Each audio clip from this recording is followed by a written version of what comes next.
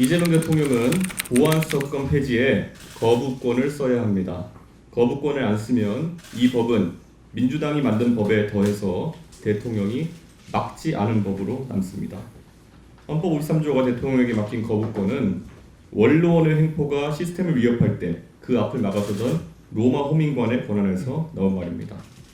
헌법학에서는 거부권을 쓸 수 있는 경우를 넷으로 보는데 그 중 하나가 국회가 국민의 뜻에 반해서 법을 만들었을 때입니다. 한국갤럽 조사에서 보안수사권 유지가 61%, 폐지가 23%였습니다. 민주당 지지층에서도 유지가 더 많았습니다. 과거 연산군은 사헌부와 사관원과 홍문관의 3사를 없앴습니다. 어머니가 사약을 받은 일에 관여했다는 이유로 신하들을 죽이고 말리는 일까지 함께 없앴습니다. 사적인 원한으로 공적인 제도를 껍데기로 만들었습니다. 결국 자기를 막아설 사람이 아무도 남지 않은 2년 뒤 왕좌에서 끌려내려왔습니다. 민주당이 검찰과 겪은 일을 제가 모르지 않습니다.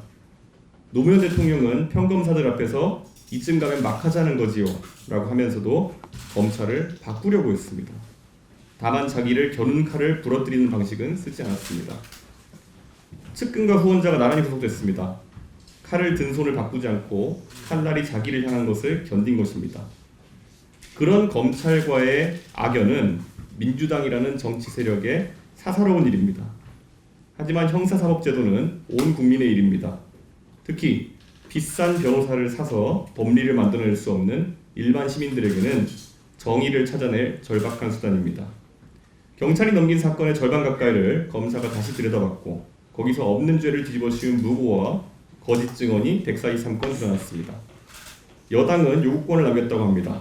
그러나 경찰이 그 요구를 따르지 않아 검찰이 징계를 요구한 사례는 5회에 한 건입니다. 5회 한 건입니다. 대통령께서 억강부약이라고 했습니까? 약자를 무장해제시키고 강자는 죗값을 치르지 않게 만드는 보안수사권 폐지는 대통령의 자기부정입니다. 거부권이 마지막 보루입니다. 대통령이 그 자리에 서주시기 바랍니다. 헌법이 준 시간은 15회입니다. 오늘 지금 아침부터 개혁연구원에서 대통령의 보안수사권에 대한 그 거부권 행사 여부를 국민들에게 인식조사하고 있는데 굉장히 이례적으로 샘플이 빨리 차는 거로 봐가지고 오늘 저희가 1000샘플 조사하는데도 결과가 빨리 나올 것 같다 이런 생각을 하게 됩니다.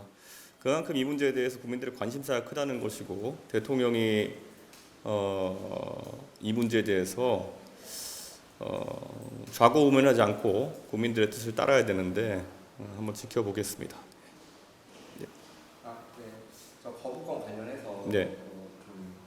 만약에 좀 대통령이 거부권 행사 안 하면 추가적으로 좀 이렇게 좀 당에서 조치를 하겠다라는 하고 좀 있으신지. 아마 개혁신당이 지금 제 정당 중에서 이 문제에 대해서 가장 대통령 압박하는 수단을 지금 1000샘플 여론조사를 꺼내들었다 이렇게 보시면 될 것 같습니다. 실제로 이 1000샘플 여론조사 결과가 저희가 빠르면 오늘 저녁이나 내일 오전 중에 발표할 수 있을 것 같은데 내일 아침에 발표할 수 있을 것 같은데요. 발표하게 되면 아마 이 국민 여론이 무엇인지 아는 상태에서 대통령이 그런 무리한 선택을 할 것인가 저는 그 귀추가 주목됩니다. 다른 정당들도 뭐 논리적으로나 아니면 여러 수사학적으로 의견을 보태고 있는 것을 알고 있지만은 실제로 이런 것들을 수행할 능력이 다른 정당에도 있음에도 불구하고 그렇게 하지 않는 것 개혁신당은 항상 앞장서서 이런 문제에 나서겠습니다. 네. 혹시 오늘 국민의힘은 청와대에 가서 최고위원회를 했는데 네. 아니 그 집이 우리보다 예산 규모가 한 10배는 큰 정당인데 그 가서 정치적 구호투쟁이 아니라 실질적으로 국민들에게 더 설득하고 국민들의 여론 확산시킬 수 있는 방법을 선택해서 이 투쟁에 임했으면 좋겠다 그런 생각입니다. 그 뭐 가서 피켓 들고 시위하는 모습이라고 하는 것이 우리가 너무 친숙하지만은 너무 친숙하기 때문에 또 큰 반향이 있기 어려운 상황이거든요. 그래서 저는 이 문제는 특히 형사사법제도를 무너뜨리는 아주 위험한 조치이기 때문에 더 구체적이고 선명한 투쟁이 된다고 생각합니다. 뭐 형사소송법이 시행되거나 헌법재판소에서 좀 다퉈볼 만하다. 그 절차마저도 저는 그런데 뭐 쉽게 뭐 빨리 진행되는 것이 아니다 보니까 지금 당장 범죄 피해자나 이런 분들 같은 경우에는 하루하루가 지금 속이 타는 상황입니다. 그런데 거기서 헌법 소원을 다투고 이런 거야말로 진짜 이 정치권 엘리트들의 나름의 뭐 약속대령 같은 신선 노름으로 보이지 않을까. 지금 당장 이 보안 수사권이 제대로 행사되지 못해가지고 수사 중에 공소시효가 도래하는 사건들, 그리고 또 피해자가 결국에는 뭐 거의 자포자기한 상황들, 이게 실시간으로 발생하고 있는 것이거든요. 민주당의 아까 제가 말했지만은 검찰과 민주당 간의 그런 악연이라고 하는 것은 사적인 관계고요. 사적인 그런 관계이고, 이것을 공적인 이런 일과 혼돈하면은 큰일 난다, 이렇게 말씀드리겠습니다. 근데 보통 이제 500샘플로 돌리셨잖아요. 네. 네. 1000샘플이라는 건 그만큼 좀 사안이 중요한 거 그렇게 보시는 거예요? 저희가 사실 500샘플로도 여론 파악하는데 큰 문제는 없기 때문에 저희가 설계를 항상 500샘플로 했는데요. 이번에 1000샘플로 돌리는 이유는 그만큼 이 사안에서는 국민 여론을 좀 더 공신력 있게 드러내 보이고 싶기 때문이다. 뭐 어차피 우리 당원들께서 내주신 당비로 저희가 돌리는 것이기 때문에 항상 이런 것들 할 수 있게 해준 당원들께 감사하고, 앞으로도 주요 시점에 언론사나 아니면 여론조사 기관들은 비용 문제나 여러 가지로 돌리지 못하는 것들 빠르게 돌려가지고 저희가 국민 여론을 국정에 반영하고, 또 그리고 또 그냥 정치 투쟁적인 구호가 아니라 데이터로 뒷받침되는 이런 야당 정치를 하겠다, 이렇게 말씀드립니다. 국민의힘에서 단일 종목 레버리지 국정조사 좀 네. 하자고 네. 그거는 좀 어떻게 함께 하실 생각도 있으신가요? 국정조사를 한다면 저희는 당연히 뭐 참여할 의향이 있습니다. 그런데 이 국정조사의 요건에 대해 가지고 좀 살펴봐야겠는데요. 단일 종목 레버리지가 형사 범죄의 측면이냐, 아니면은 뭐 정책 실패 측면이냐.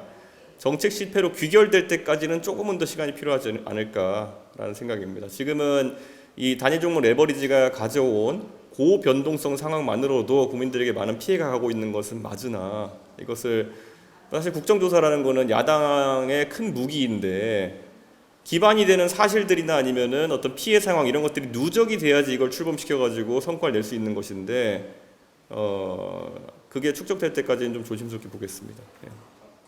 네. 그 전장현 네. 전체가 보통 약자 이동 권리보장 네. 개정 촉구하는 네. 이제 이 관련 예산 촉구하는 버스 죄송합니다. 네. 버스 탑승 시위도 하고 좀뭐 장애인권 예산 촉구하는 지하철 탑승 시위, 지하철 네. 개혁 시위도 하는 거 어떻게 보시는지.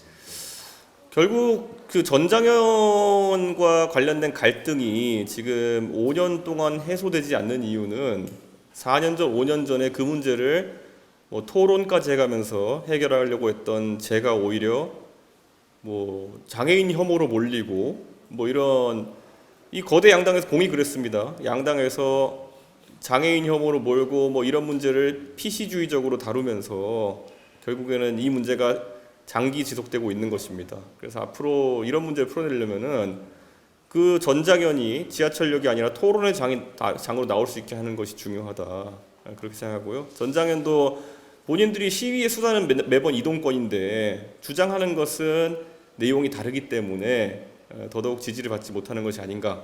전장현도 그 다른 사람의 출퇴근 시간을 볼모로 잡는 방식의 투쟁은 이제 그만해야 된다, 이렇게 단언합니다. 네, 네, 감사합니다.